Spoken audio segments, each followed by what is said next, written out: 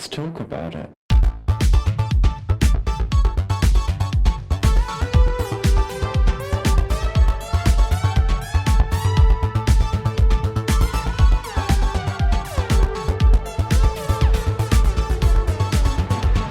Hello and welcome back to Thicc Radio, the podcast where we talk about gaining, feedism, and everything in its orbit. I'm James. And I'm Tim, so let's get into it. Today we are joined by another Tim, so I think for the purposes of it not being too confusing, we will refer to him as XL Tim. Sure. There we go. XL Tim, how are you today? I am doing great, guys. Thank you very much for having me. Oh, thank you for being on and for being so generous with your time. It's an absolute pleasure to have you here. Pleasure's all mine.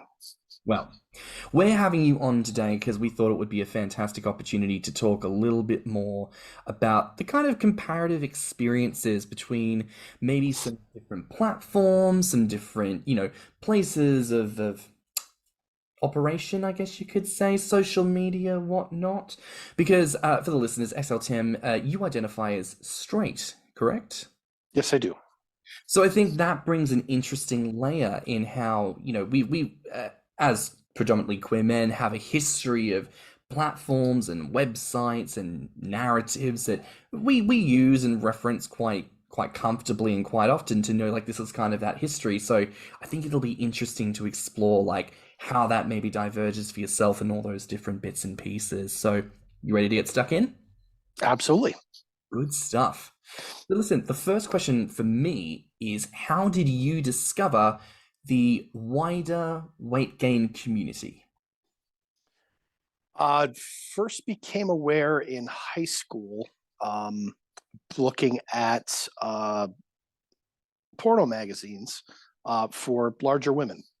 I always have been into big women, and they had stories in them, and the stories would be about feeders and feedies, and that blew my mind. Had no idea.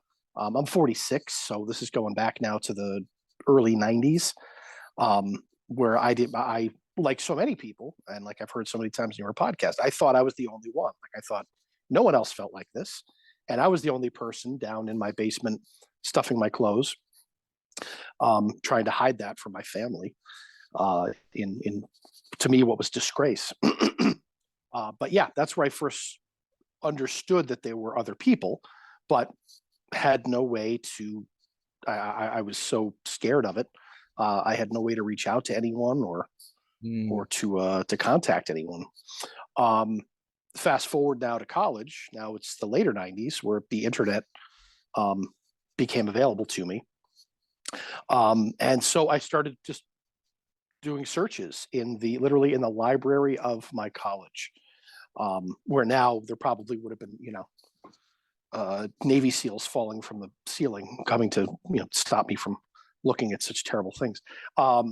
Anyway, but the first thing that I found was Beefy Frat, and there was a chat room, and that literally changed my life.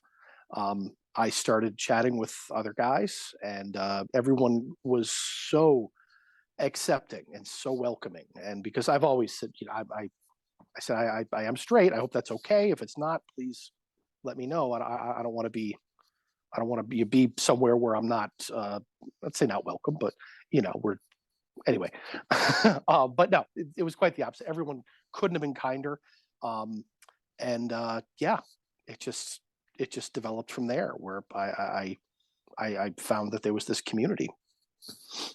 I find that fascinating because I feel like the conversation about often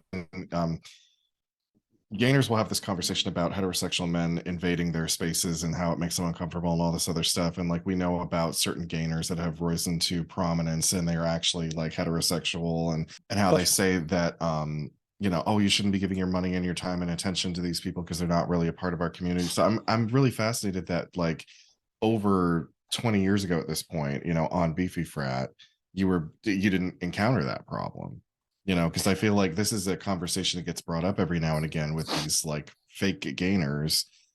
And I know that you are a real gainer, but the whole fact that that you're heterosexual, that wasn't a deterrent for them back then. Whereas I feel like now they would say oh, this is our space. Don't get me wrong, I did. It was once in a while. It was not, what I could probably count on two hands throughout my college experience anyway. How many, and no one was overly aggressive. It was just, what are you doing here type of thing. And, why would you be here? And there were some folks that would approach me like that. And I would explain just, I'm very interested in this community and I'd love to be, a part of it and learn more from all of you. And some folks even said, oh, okay. I wasn't looking to, that was pre-webcam. That was pre-OnlyFans. So, I wasn't trying to make money off of it or, at any time was I trying to, how to say it? I was never faking who I was, and I was never acting like anything but what I was. Now, don't get me wrong, too. There was a lot of people that, can you send me pictures? And so I had to get a digital camera, and I would post pictures. And there were people that would send me, not as a barter, but there were very nice people that would make me fudge, and they'd send me fudge. And it's funny then, not looking at it now, if someone sent you food, with everything that happens in bars and everything else, it's like, oh my goodness gracious. But at the time I was like, yay. it was wonderful. You know what? I want to applaud all that because thank you for being secure enough in your sexuality not to feel threatened by having men ask you for your picture. Cause that's something that we can sometimes encounter, like a straight guy going, why do you want my pictures? I'm not into you. I'm not into men, that kind of thing. But the fact that you were willing to share your progress pictures, despite the fact that I'm sure at least a couple of them were finding them erotic, I would say, and that not threatening you. I think that's really great. I think you deserve flowers for that. Well, I appreciate that. But I liked that, and I still, and even now on Grommr, there's times where I'll have people, who will ask me, "What are you doing here?" And I'll say, I like to be appreciated. It's nice to, to people appreciate what I'm doing with my body. Trying to gain, and I enjoy people. I enjoy people enjoying it, and I enjoy the praise. Don't get me wrong. I'm not going to pretend like I'm doing it for everybody else. It's I like it, and I get a lot from that, which is great. And then it was until then I remember GainerWeb had that chat room with the cameras. And I was one of those floating bellies for a while. I was too terrified to show my face. And it had nothing to do with it being, I was straight and everyone else was gay. It was just anywhere I was too afraid. And then little by little, I sort of put the camera up and it's like, hi. And I was like, this is great. And again, from there, I made a lot of new friends, people I still talk to now. And I've had great experiences with. I'm really glad to hear that.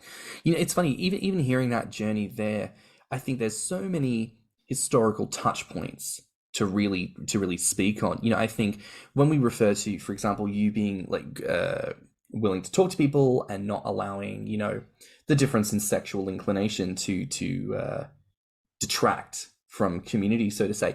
I think it is worth referencing the fact that, it wasn't so long ago that there was really such a divide between straight identifying men and queer identifying men, that there was a lot of fear and a lot of physical unsafety, shall we say, that I think was felt by a lot of queer people. So I can appreciate that, especially for that kind of a time period, more so maybe than now, there is that sense of unsafety where someone questions the straight man and goes, why are you in this space? Why are you here? What do you want? And maybe has their back up with a sense of concern, like, I don't know what's going to come from this. But I think, again, parroting what Tim has said, there's a real need to offer the flowers there, because I have to say these days, I wouldn't give it, because I'd be like, great, you're a straight person who's not addicted to queer people. Great. Doing the bare minimum. Fabulous. But certainly back in a time when that truly would have been rarity to experience, I think that's wonderful that you walked into the space doing so. And maybe to step into that conversation for a brief moment, reflecting on that part of your sense of self, security in your sexuality, a comfort around same-sex attracted men and a willingness to put yourself forward in that space.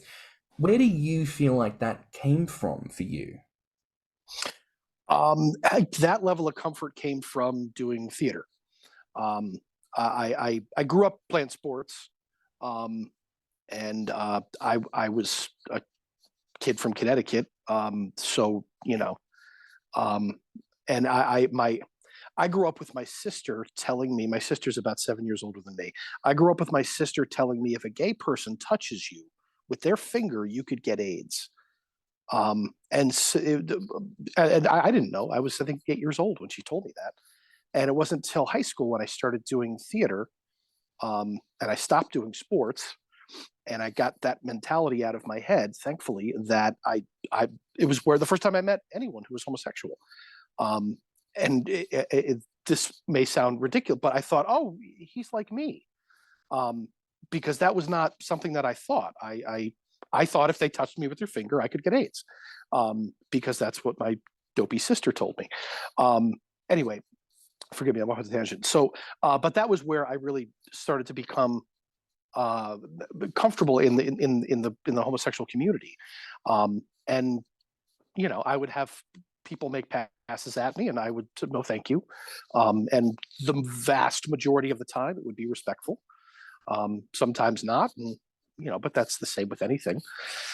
But yeah, and so I think by the time when I was in college, that's when I was doing a lot of theater, and it really wasn't until my junior senior year that I started to look online and find, that's where I found Beefy Frat, and yeah, so by then I had a real level of comfort that I just, these are just good people who were looking into the same thing that I am, and that's continued ever since. That's great. And it feels so funny in a way to almost go like, oh, how simple. Exposure to people who are different than you helps you to understand that actually we've all got a lot more in common than we give ourselves credit to think. And honestly, that applies not just to straight men with gay men, that is white people with black people, that is with trans people and people with disabilities. It's across the board, and kind of interesting how you said as well, like your sister, when you were so young, that remark about AIDS. People, let's remember, this is why it's important to watch what we say around kids, because they're little sponges. They pick shit up and they don't know no different. If they hear about AIDS and all kinds of weird rhetoric that people are out there saying shit, people are going to say it, kids are going to pick it up, and that becomes belief systems that stay for a lifetime. So, I think it's quite nice to hear that unpacking and how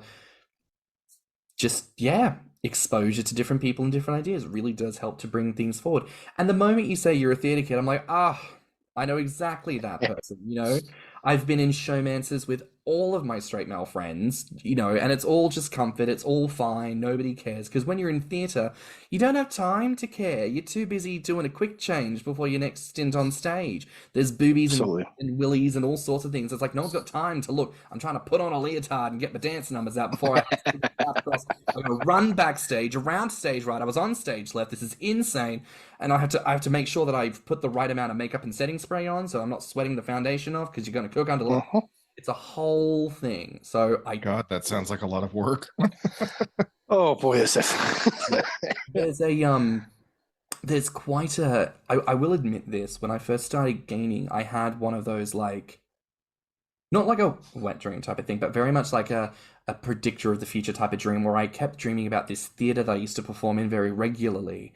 And I always used to think to myself, God, I'd love to get to the sides where, I'm not going to go to the audition and they're not going to ask me to audition, because I'm not quite in a size anymore where I can fit into the costumes or keep up with the dance numbers. But I'll still go to the theater and support. And, the dream of being like so broad and so wide that I have to squeeze myself into those teeny tiny theater seats, and everyone's there paying attention, and I'm the guy on the end seat because I need the extra leg room, and I've got snacks down the side, and I'm just, being indulgent, knowing like I could have been up there on stage, but I'm not, because I'm too busy cramming food into my mouth. And like, that was very much like a salivatory moment for me, where I was like, ooh, I want that, and still gunning for it. I think it's great. Believe me, I've had definitely the fantasy, but of getting too fat to be able to do, because I still perform now. Wow. Yeah, and it's funny too. When I was a kid, I was thin, and I was a leading man. And that was the same through college. And then I moved to New York City to try to become an actor. I steal Jon Stewart's line that I threw my hat into the ring of acting and the ring threw it right back. And I realized quickly it wasn't going to be what I wanted to do for a living. But anyway, so now always a leading man or leading type. And then fast forward where 13 years later, when I started performing again, because I just got wrapped up in life like everybody does, and I stopped doing theater. The first show I did was Godspell coming back. And I don't know if you know the show, but there's a lot of chance for improv. Yeah. And the director said, I want to see some impressions. And the first one that jumped into my head, that's just a lie, actually. I was trying to do a bad Michael Caine, and it just wasn't working. And so I'm in my apartment and I see this sport jacket, this seersucker sport jacket. And I thought Chris Farley, that Matt Foley thing. And I did my little... find a house thing by the road. Oh my God. And so I still remember when I first did it in rehearsal and I had to stop because I was doing Chris Farley. Okay, I'm not going to say it because I was so amazing, but everyone was just roaring. But it was fun, like to see that.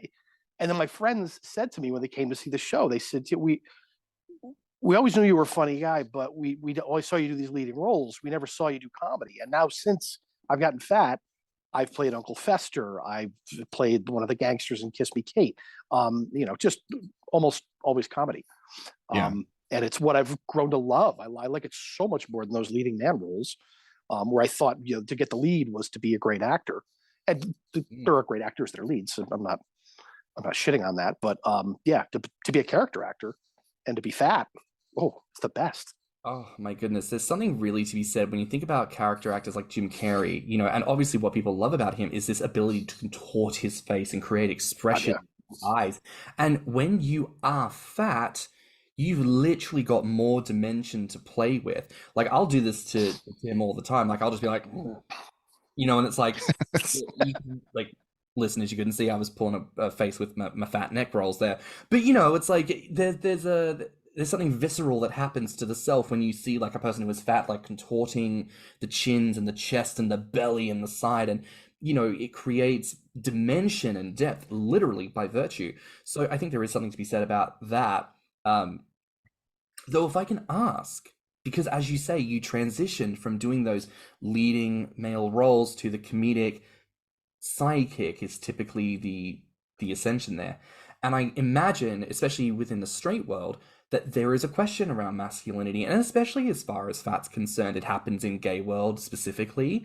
We lean into this presentation of being hypermasculine, and so often the thing that makes us fat can feminize us or androgynize us, wherein we no longer look a stereotypically masculine way, and that can play on the psyche, that can affect the person, how they see themselves, how they feel themselves, literally fitting into the world around them. If I can maybe probe a little, what was that experience like for you? It was an eye-opener for sure. For one, I was very used to when I was in theater that I everything I said was funny to the women that I performed with because I was this young, thin, handsome man, by their standards. And so when I started doing the show after 13 years, coming back, about 100 pounds fatter than I used to be, the goofy jokes that I made weren't as funny to them anymore because they were handsome leading men that they could dote upon. And that was when I was, all right, I really got to bring my A game here. One, if I want to be funny in this show, and two, if I want to get laid. So I really had to dig deep and actually be very funny. In that respect, I would love to see the size of my costumes. I still do. I love getting measured. When, especially the last show I did, my waist was wider than it's ever been. Things like that. It's so exciting to me. And then to where you get measured usually in one of your first rehearsals, and then it's sorry, anyone can lose weight, but no one can gain weight. That's kind of fun too, because then I almost always wind up, hearing from the costume folks, so can you bring some stuff in? Like, do you have some suits? Do you have some clothes? Because, they just don't have, especially community theater, finding stuff in my size. Community theater is such a, there is a line that is said by the Vivian on All Stars 7 during a comedy roast, and she points to her compatriots and she said it was a real who's who of who's available, and sometimes that is absolutely community theater. It is 100%. The cast and crew is the who's who of who had time on a Saturday to stick around and throw something together. And that poor costume designer took one look at you and said, there's not a fridge big enough to wrap a bolt of fabric around and stick a zipper in the back. She's like, I need you to bring in something that is already built to fit. I think, from a gainer perspective, that's quite the compliment to the incredible weight that you've gained, and the way that you carry it, that you can present yourself in such a way that measurement is required to make sure that, like, oh, maybe we could, because he carries himself like such a confident person, seems to shed a few inches, but no, we double checked the waist. There are more inches than what we thought, and nothing we have on set is going to quite go around that, we could take down the scrim and buckle it around the waist to make a lovely coat, but oh yeah, I don't think there's anything we have. No, that'll work. No, so yeah, I have a couple of pair of character pants that I usually bring to every show that go with suspenders. Yeah, they don't have a lot of size 56 or 58 jackets. Yeah, not so much. So yeah, I have the same thing. I have character jackets that I've bought that I don't really wear to work or anything like that. So I just bring those to shows. But it's funny too with the bigger musicals that we've done. We did Mamma Mia, and I played Harry, and we had an unbelievable costume person for that, and she worked seemingly around the clock. And I think I only brought one. I had a pair of linen pants and a shirt, like when I was on the beach. That was the only thing that I supplied on my own. Everything else she got for me, and I was super impressed. I was like, holy moly. Wow. I'm now just picturing you in like that fabulous 70s style, like bright, vibrant colored jumpsuit with the flare bell bottoms, and I'm just enraptured thought of a man that size in a jumpsuit. Oh, I'll send you a picture. Fantastic. I have it. Oh, love it. And that, ladies and gentlemen, is what we call networking. So there you go. But listen, I love this opportunity to kind of delve into, the narrative of what does it mean? Because again, as gay men, we kind of know what it means to kind of subvert masculinity and present it in such a fat way. But I imagine, like, as a straight man, especially when it comes to wooing a woman, there's such a different question on how do you present yourself as a quote unquote virile, attractive male. You know what you have to offer, but systemic fat phobia tells that woman he may not be the right fit or any kind of fit. So, maybe touching on that for a moment here, what has that experience been like in terms of trying to find a partner and that kind of narrative in your weight gain journey? It's been tricky. It's definitely been tricky. I'm a fairly confident person. I'm pretty quiet when I get to know people, but once I get past that threshold, then it's all over. Yeah, it was definitely tough because I couldn't, like I said before, I couldn't rely on, as I thought I was a lot funnier than I was, because when I flirted, I got a lot of giggles and a lot of reaction, but positive reactions, that I don't get now. Now, granted, I'm older as well, but a lot of it's because of my size. But to me, if it's someone I'm attracted to, I go for it. And then if it happens, it happens. If it doesn't, that's fine too. I could certainly understand. We all have preferences, and so if I'm not what someone prefers, then. But I have heard quite a few times, you're not the kind of guy I usually go with, and I love that. So I'm like, yeah, you never been with a fatty before. All right. I mean, listen, you better turn those adorable girls into chubby chasers because, listen, we need to let the people know that fat is absolutely where it's at. I think back to the first twink I hooked up with, after I really started gaining weight. And I think his impression was like, I don't know what to do with your body. But it was amazing that after throwing my weight around a little bit, how quickly he seemed to really get into body worship and just the idea Oh, of, they get so sub so quickly. I mean, it's little things like, you know, that they're going to go for oral, and then like you kind of go up a step to the belly and like you drop the belly on their face and they kind of, they don't know what's going on. But the way in which suddenly that it ties into asphyxiation, like, ooh, their breath control is being had, and they suddenly get very subby, like worshipping this incredible belly that's like taking that power away from them. And it's very affirming as a gainer to be like, that's right, my physical bulk did that to you. I didn't have to put in an ounce of effort. My belly just went flop right on your face, and that has transformed this situation entirely. So I think that's fabulous. You know, take those opportunities with girls and get them to be like, yes, that is absolutely the moment. Oh, sure. I am curious to ask, because you mentioned Beefy Frat was your first forum and you went on to GainerWeb. I'm not up to date with all the platforms that heterosexual people tend to use these days. What is the kind of timeline of you utilizing, I guess, so to say, straight platforms? Tell me about that. What are some of the places you've been on? Sure. The first, excuse me, Dimensions magazine. And I'm not calling that a straight platform. It's just that's where I started to meet women within this community. You know, it's a great site. I'm not gonna trash it. It's a little bit clunky when it comes to, you know, where if you look at Grommr right now, it's so easy to, all right, I looked you up, here you are, now we're chatting, and boom, it's done. You know, with Dimensions, it was a little trickier. Then on to Fantasy Feeder. That was what that one really turned my life around.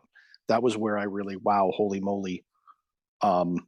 This is truly something. This isn't just I mean, it's obviously it's fringe, but it's not as fringe as I thought, because here's people really sharing pictures, and they did have a chat.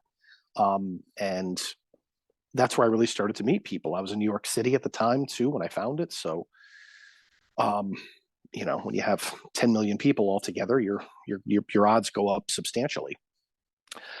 So I used that for quite a while, and then let me think. Then when I was on Grommr, I remember thinking, gosh, I wish there was a Grommr for straight people. And then so I started to get messages from folks at Grommr asking me, hey, we're trying to launch this new site that would be for not just for straight people, but would include straight people as well.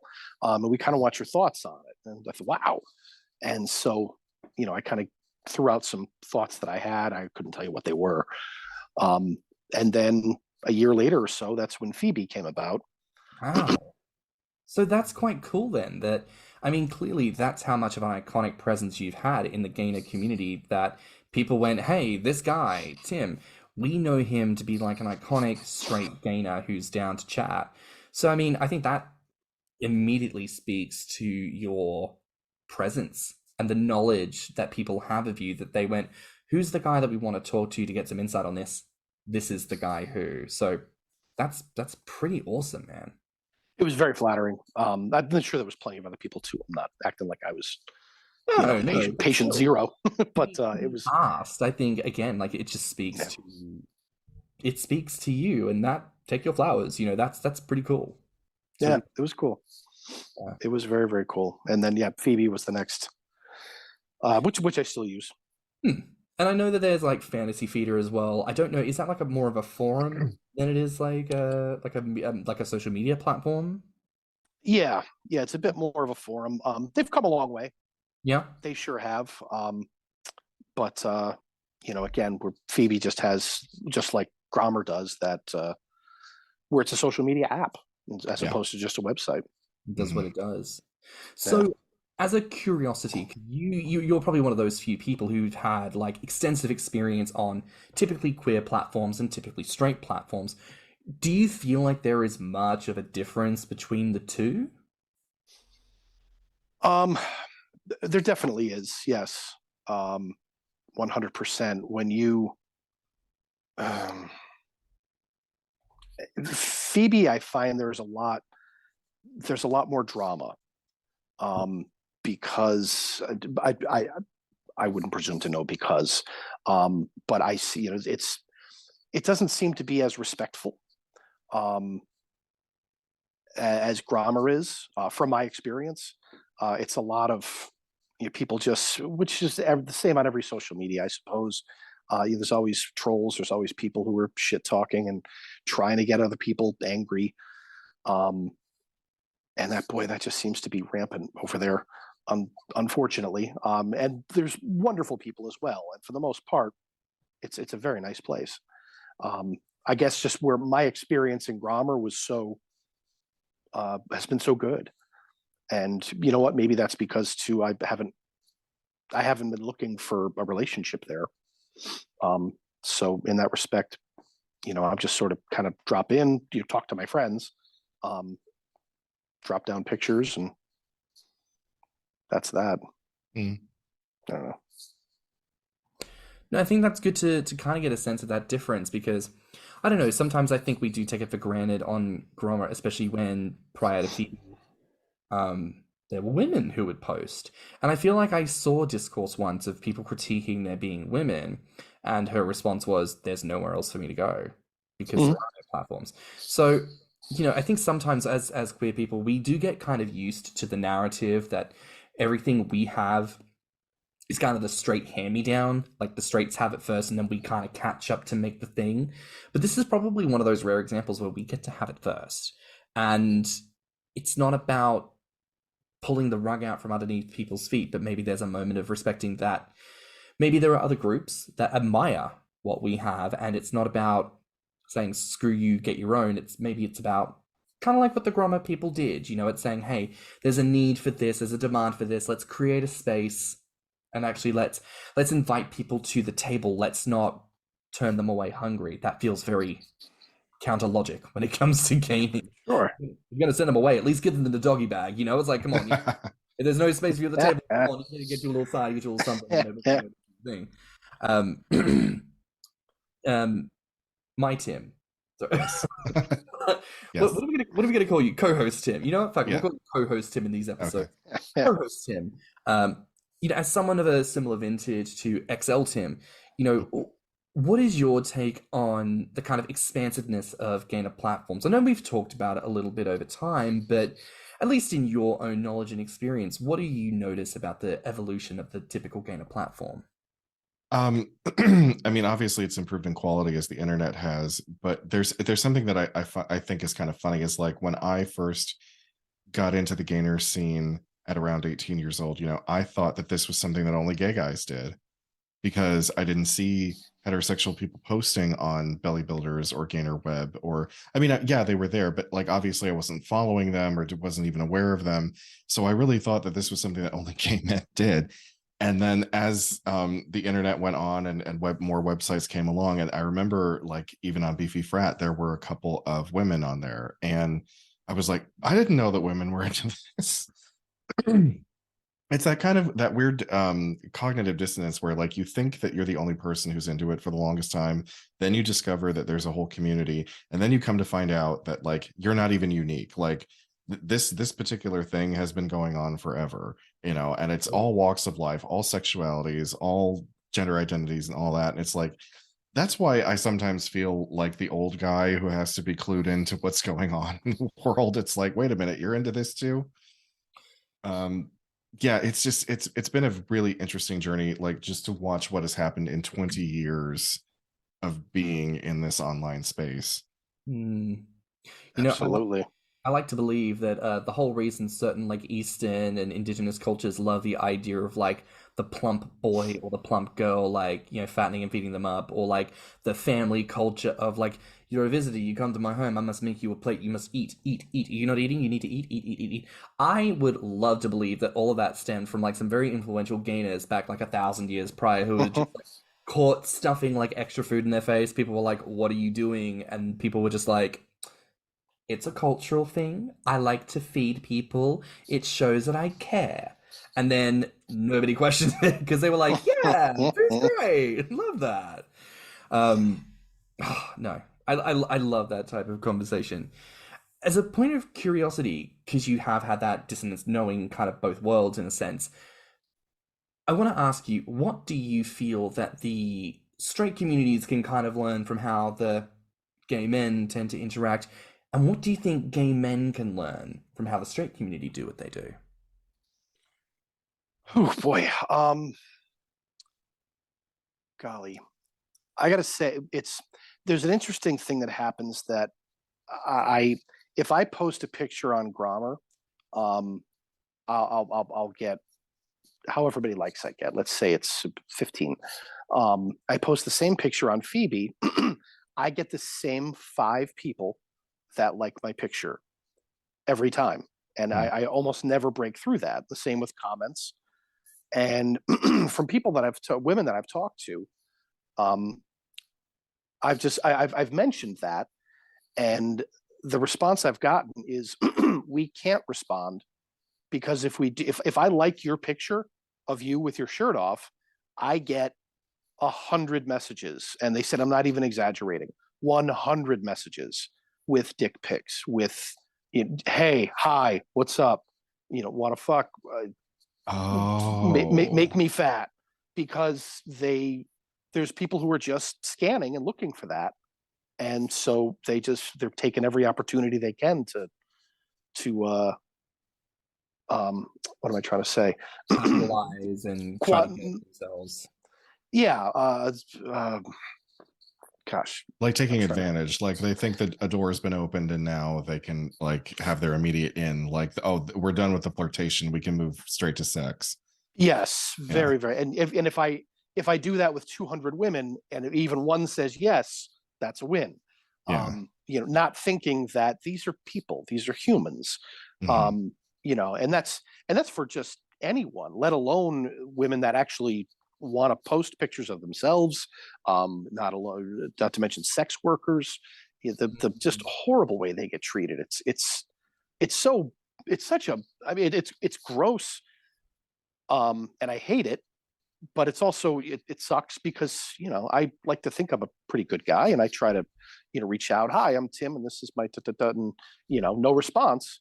And understandably so, because I'm one of 100 people that day, that was reaching out to them, and doing just that. So, on the on the Feabie side, and I'll get that once in a while on Grommr as well. I get my share of hi, hey. I get dick pics. Mm-hmm. Even I put in my profile that I'm straight, but most people, no matter who you are, a lot of people just don't read that. They just see a picture and they get fired up about it. And I did it too when I was young. And I didn't know any better. I was an idiot. It goes to kind of what Tim was saying. Over 20 years, when I started on Fantasy Feeder, I was in my 20s, and I was too young for everybody. Everybody seemed to be 30 and 40 and did not want to talk to a 24-year-old. Mm-hmm. And then all of a sudden, one day I was 40 and I was way too old. Everybody. Welcome to my world, honey. Welcome to my world. I was like, wait, how did this happen? Tumblr was something I didn't mention either, where a lot of people reblogged my picture. And when I look at their blog, it's all men that are in their 60s and 70s. And that's great, good for them. But I was like, I'm 46. I didn't think I looked that old. Like, God damn it. Again, and I don't think that I look that old, but I have been told that I am too, like, I have reached out to people locally, and I'm just like, and it's a very simple thing. It's like, hey, I live in the same city as you.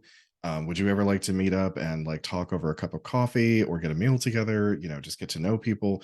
And I have had a couple of them say, I'm sorry, you're too old for me. And I wanted to be like, look, dude, I'm not offering you sex to begin with. Like, I'm not saying that sex is on the table. And two, okay, like I'm close to 40 and you are 28. That's not that huge age difference. Like I think that we could find things to talk about. Yeah, very that point. And I gotta say, there's a reassurance in what you were saying, XL Tim. The whole like you post something and then guys get real horny and they're like dick pic, dick pic, dick pic, like just not even looking. And honestly, it's there was a song done by Johnny McGovern, gay artist, called Dickmatized, where it's just like you see in his instance, it's the penis, but in our instance, it's the belly, and like we see it, and we just blinders on. Nothing else matters. It's the belly or death. Like I must mash my face. I will steamroll everything to get what I want, and I don't know. Maybe there's a unity there in gay men and straight men that we we all have a tendency to do the exact same thing. Yeah. And I guess I've just taken it for granted about like the unsolicited dick pics thing, because that doesn't happen to me. I don't get unsolicited dick pics. It doesn't happen to me these days, but look, I'll be honest, from the gay perspective, the only thing sexual I find about a penis is when it's smothered in a delicious fat pad and barely visible. It's like most men would be like, oh, that's not what I wanted you to be aroused by, but like that's what I go for. It's like if I'm gonna engage with it, I know what I like. And it's not the actual device itself, it's the surrounding mechanics that go on and about. And also, like, I wonder how many others could also agree with this. It's like I could hook up with a man, and if I never touched his genitalia and just focused on his belly, on his fat, I would call that success. I would call that a perfectly fulfilled sexual experience, and that's another thing I kind of love about fat, is like there's not always this pressure and expectation for genitals, for dick, for whatever. Like you can just enjoy luscious, beautiful bellies and bodies, and call it there and have a lovely time. I don't think I've ever had a single gainer hookup that ended in penetration yet. And I've said this before during one of our episodes on feeding. It's like, if you fed me, like if sex was going to happen prior, it's not happening now, because now I'm full of food. The last thing. Yeah. Now I'm in a sugar coma and I can't even think straight, let alone. Yeah. The last feeder who tried to do that, I was truly like swatting him away like a fly, like, no, rub my belly and kiss me and treat me nicely. Yeah, exactly. It's like, because you're in the midst of sometimes people call it the meat sweats, or like the itis. I'm like, no, I got the itis. You gotta leave me alone for a while. I mean, XL Tim, what have your experiences been? Please share.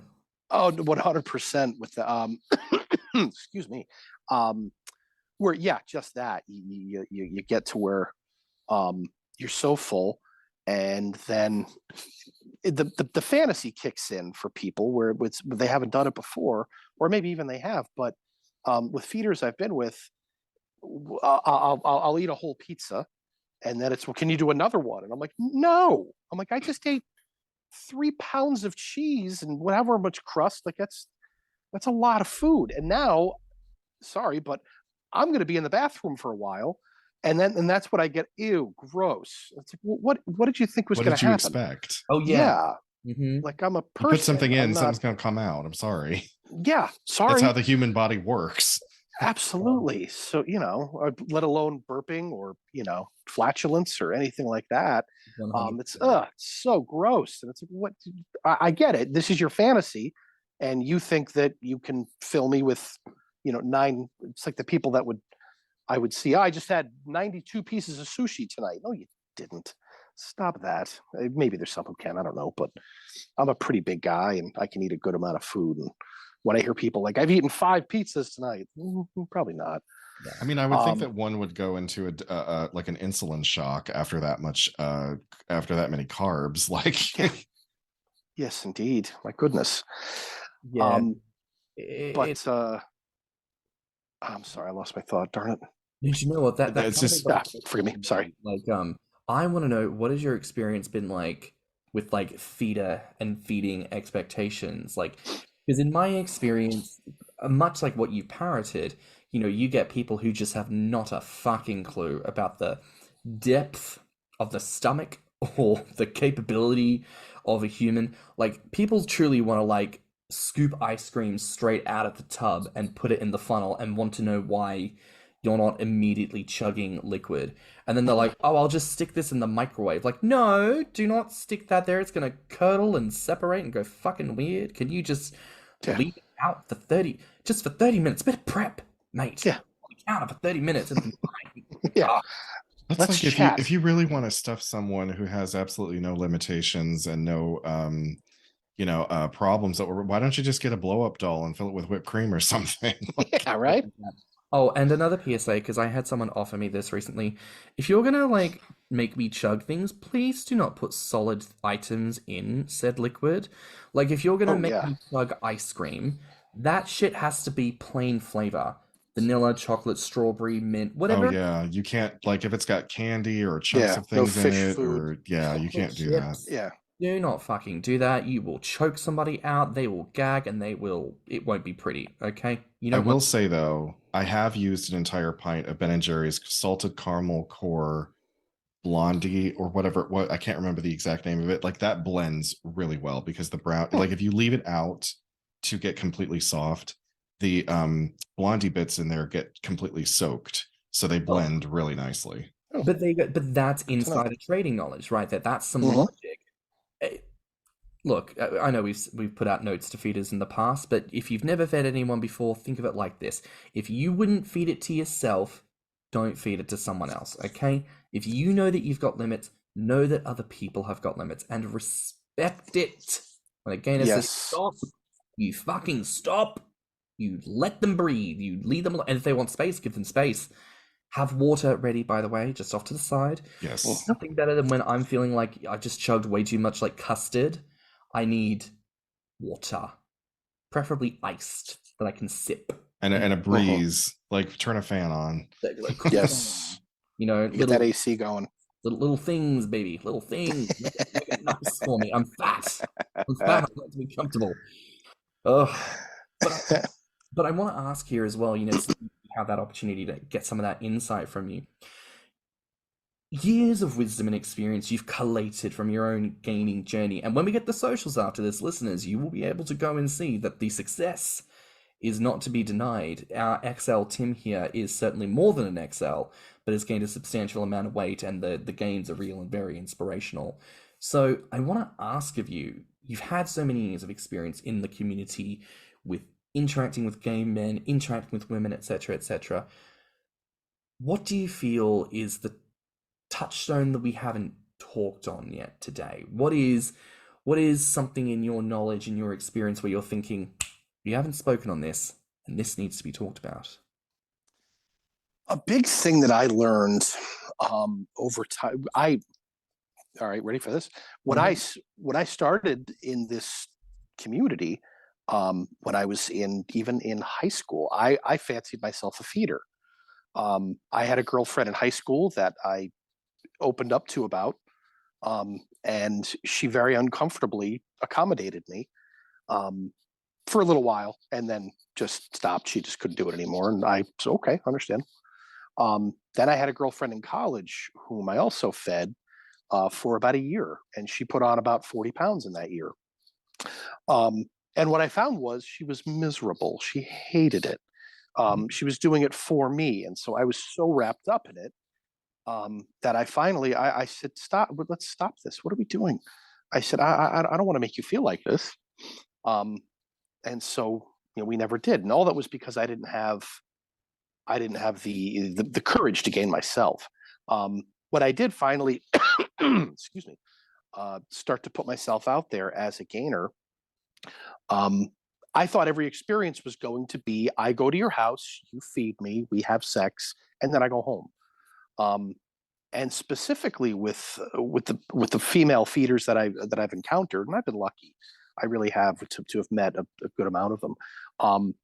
It's a relationship like it is anything else. And I have had that experience where I've gone to her place or she's come to mine, and it's been wham bam, thank you, ma'am. But the best experiences were someone that I dated, and that it wasn't just the feedism was part of it, but it was a relationship, and that we grew together through that, and there was that mutual respect. That's what I've found the most success with. That's where I've gained the most. That's where I've enjoyed gaining the most. Has been in the relationships. The one I have to say, there's someone I met on a business trip. I was going. She didn't like me to say where she is, but I was going to this city, and I said, "Hey, where are some great spots to go eat?" And she immediately reached out and said, "Let's meet." And we carried on a distance relationship right up to COVID anyway. And she opened my eyes to so many things, to where would tell me, I want you to look at pictures of hugely obese men. And I want that to turn you on, because I want you to want to be that. And I want you to see that and think that you're not big enough. But again, all this was done through communication. This was very, it wasn't her manipulating me or trying to do something horrible. We talked all these things through, which goes to what you talked about before, about having the communication, having limits, having goals. Excuse me.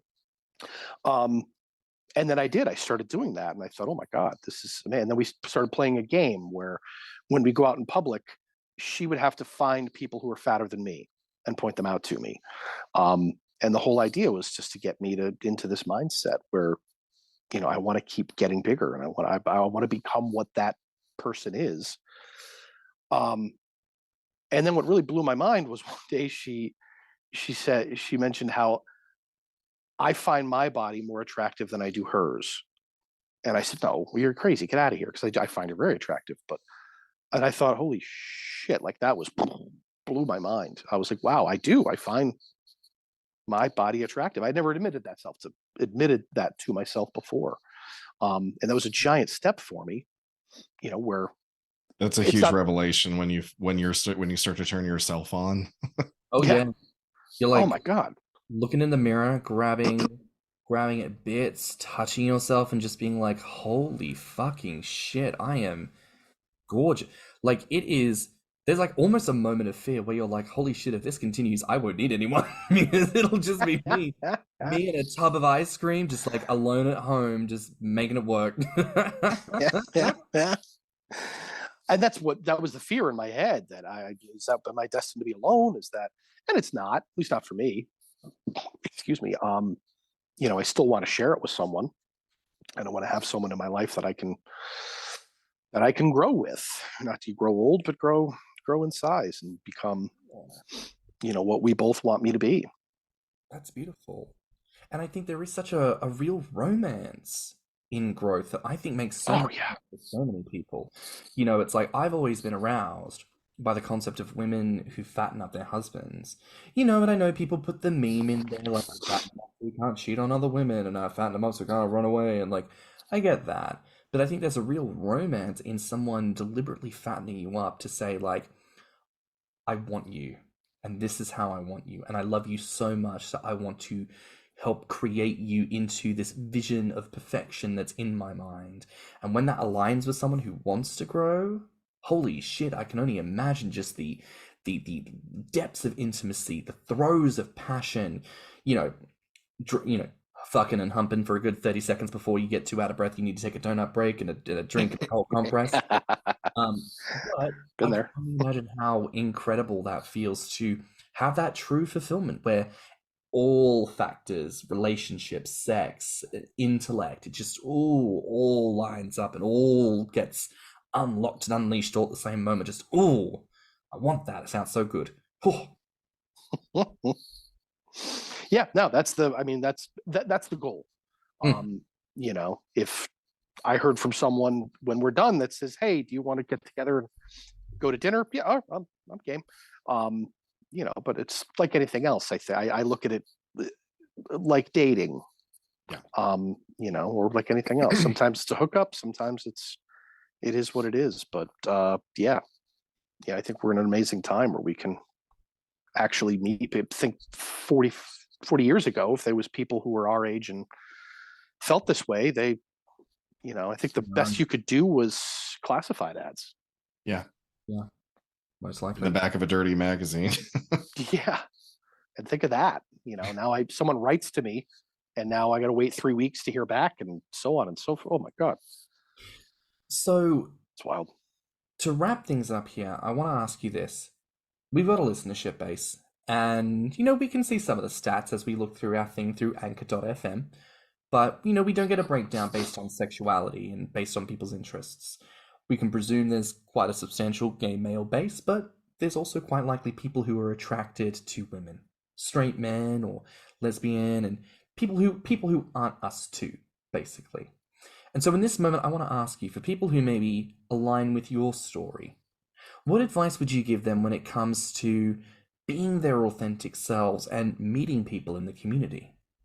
First and foremost, I would say be careful. If you're going to meet someone, make sure someone knows where you're going. I've had some tough encounters, and I've been fortunate. But I'm sure there's plenty of people who haven't been as fortunate as I was, where things can go wrong. So that's where I'd first put that. Sorry to be a bummer. But it's so much of it to me is just you try to be you, be respectful. As much as, like you said before, you see the belly, you get those blinders on, and that's all you're thinking about. I've been there. But it's a person, and so be respectful. Try to have a conversation. And it can be so hard because it's so nerve wracking. I still, to this day, I'll have someone that I'm attracted to, and I'll want to reach out, and I start with, I'm just typing "hey" and I'm staring at "hey," and I'm like, if I send that, I'm just as bad as everybody I complain about. And I try to. So it's cold out, huh? Food's good. Pizza pie's pretty hot these days. It's so funny. I mean, I don't mind sharing with you, and I don't think James will mind either, that before we started the call, we were like, I don't know what straight guys talk about. How dare you out me? Like, no, but I don't know either. I don't know what they talk about either. It's so true because, and I think Grommr versus Feabie is such a reflection of how like culture works, right? Like for queer people, it is so divisive of straightness, right? Like we just don't think about it. And I imagine it's very similar for straight people. Like it's not that you don't think gay people exist. It's just like, if you're not doing what I'm doing, I don't know what you're doing. I don't think to ask. I don't have a zeitgeist insight into like the kind of common tropes about what people talk about and what the kind of go-to conversation starters are. And you do have that moment of like, what do I say? How do I get the ball rolling on this? And it's like, well, you're a thing. I'm a different thing. That's cool, I guess. Yeah, that's a conversation. How do we start that? But I think that openness is really important, and that safety, much like you were saying, protecting yourself. And it's so easy to say, especially in a world where you just want to jump in and connect with people, but sometimes you do have to screen and make sure that you know who's on the other end of that. And I will say these days, I think it's easier because if they don't put up photos and if they're not putting up a name and if they, like there's little things. Like I have people on Instagram, right, who they'll be like, oh, I'd love to call you sometime. I'm like, oh, we can have a call here. They're like, oh no, I meant over the phone. I don't know how Instagram works. And I'm like, there's a camera button right up in the corner. Like, come on. I'm like, mine doesn't work. And I'm sat here like, dude, like, this is not some shitty forum. This doesn't fly anymore. Like, if you don't want to, then don't. But also, don't fuck around. Don't do that. You know what I mean? Like, if you're uncomfortable, just be like, I'm not comfortable with that. That's totally fine. But it's the 100%. misdirect, it's the mislead, it's the, I'll meet you around the corner when no one can see us. Like that's very shame driven. And I'm like, I don't do that. There was a guy actually not too long ago in my DMs who would send me selfies and then he would delete them. And because he didn't have selfies up on his profile. And I was like, dude, if you're gonna send them to me and then delete them after I've remarked on them, don't send them to me at all. All right. Was he in a relationship? Because I've noticed that's something that people who are in relationships that don't, I mean, I'm not trying to, read everybody to filth here, but like I have noticed in my experience with men who do that, they are usually in a relationship and their partner doesn't know that they're doing this. And so in case the phone is discovered and snooped through, there's no paper trail. I mean, look, I'm not here to discriminate or judge based on who people do and what, because I'm going to presume that if you're in a relationship and talking to me, that everything's open and kosher. But again, if there is a need to destroy the evidence, if there is a need to do things in an indirect, roundabout kind of way, that indicates to me that there is a level of secrecy here that I'm not intuiting, which means you're probably a step behind me on the journey of self-actualization. And at this stage for my life, I'm not willing to accept that. I'm not really willing to, Yeah. chat to guys, flirt with guys, do whatever with people who aren't like prepared to be human with me. Because it's a short fucking life. I got 24 hours in my day, several hundred minutes, and I do not want to waste them talking to someone who doesn't have the capacity to respect where I'm at. And I'm glad you put it in that perspective, because I'm not shitting on people who might be in a completely different place in their journey, and they might not be comfortable and confident enough to like really be open about it. But you are correct also in like, you are at a point where you don't have to go backwards if you don't want to. And like, I understand that, because I don't want to do it either. Oh. No, that's so true. It's a hard lesson to learn. It sure is, but it's if you want to be successful in finding someone who you really connect with in this community, that's the best way to do it. It's the harder way.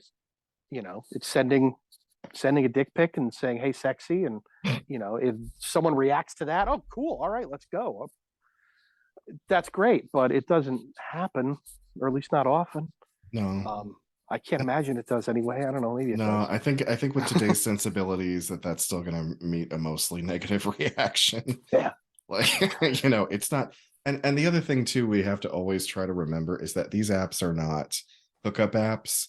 Like Grindr. Like if I had a Grindr profile and people were sending me dick pics, not that it's appropriate or that it's okay or anything, but it's like I would expect that. I would come to expect it. I'd be like, I'm on a hookup app. So, but Grommr, Feabie, Chaseable, Pup Zone, Furzy, these are not hookup apps. These are social apps. No, it's like, what's the joke people say? You don't go to McDonald's for a salad. Yeah. You know what I mean? Like, you don't go to the house for a hug. Like, it's like, or that commercial where that guy's spilling his guts over the intercom, and then the guy's like, "Sir, this is a Wendy's." It's true. It's true. There's a time and a place for these types of things. And, XL Tim, I just want to bring it back here and say, having someone like yourself on the podcast who, what do you represent here? You represent someone who is quite established in the community. You've been around for a number of years. You've represented yourself effectively. You've made great friends. You represent for the straight male gainer, and in a way that I think is probably quite healing for a number of us who've had negative experiences with straight men. I see a lot of positivity there for community. And if there's a takeaway from this, and there should be a takeaway because fat boys love takeaway food, I think it's that we're really not that different.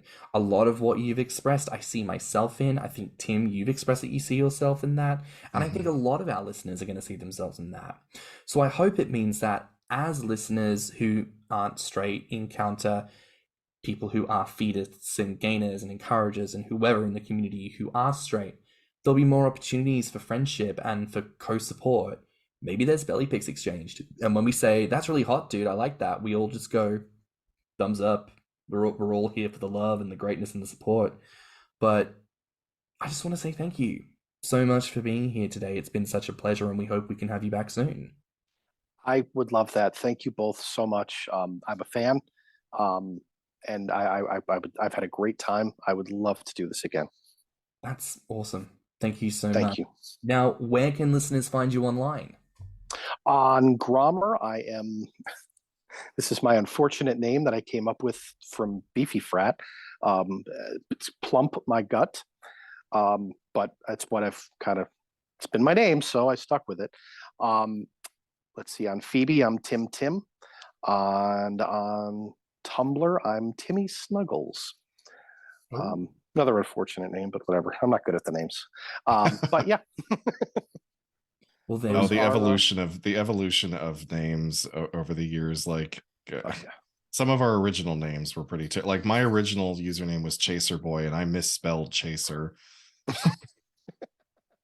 And boy, it's iconic, and I love it. But look, that's a wrap for now here on Thicc Radio. Please remember to like and subscribe, rate us 5 stars, and please leave us a good review because we need them. It'll help us out with the SEO stuff, people. If you liked this episode of the podcast, or just us in general, please share it with your friends and encourage them to tune in. You can find me on Instagram and Beefy Frat at stannnum. And you can find me on Instagram, Twitter, YouTube, TikTok, and Beefy Frat at Thicky Mouse. You can also look us up on TikTok at Thicc Radio or at our website at www.podpage.com/Thicc Radio. If you want to submit a voice note, you can reach us at anchor.fm/Thicc Radio/message. And if you have any questions or ideas for episodes, you can reach us at thethickradio@gmail.com. So until next time, bye, Fats. Bye, Fats. Bye, Fats. Let's talk about it.